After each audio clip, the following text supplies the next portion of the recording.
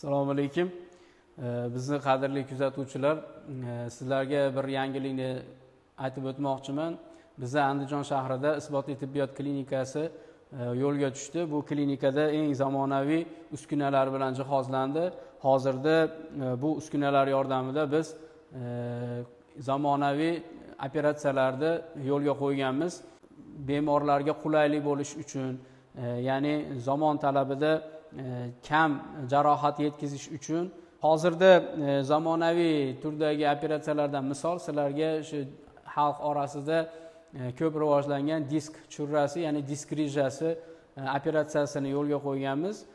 Ularni qisqacha tushuntirib o'taman. Bizda shu zamonaviy endoskop deganimiz shu bitta uskuna orqali amalga oshiriladi.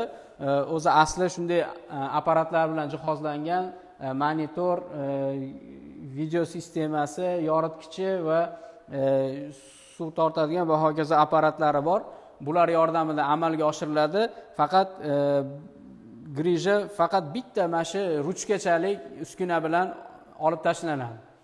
Grijani olib tashlashda kichkina teshik, ya'ni 7 mm даже 1 cm bo'lmagan holatda tirqish orqali kirib bezovta qilayotgan disk churrasini olib tashlanadi. Burada bu uskuna bizga nima qulaylik tug'diradi? Bu bizga bezovta qilib turgan disk churrasi nerv ildizga yopishib qolgan joyda juda ham yaqindan ko'rsatib berishga imkoniyat tug'diradi va nerv ildiziga zarar bermasdan osongina disk churrasini, disk grijasini, ya'ni olib tashlashga imkon tug'diradi.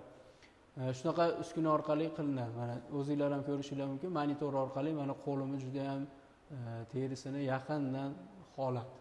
Endi bu umurtqa pog'onasi disk churrasiga borganda juda ham katta holatda, yaqin holatda ko'rsatib beradi. Bu lazer emas, bu endoskop. Endoskop tushunib oldinglar, shu bitta mana shunaqa teshik instrument orqali bemor umurtqasidan 1 cm ga yetmagan, ya'ni 7 mm holatda teshib kirib, shu teshik orqali amalga oshirib chiqariladi. Bemor ertasi kuni oyoqqa turib yuradi va uyga ketish ham mumkin. Xullas, grijadan bir kunda qutuladi.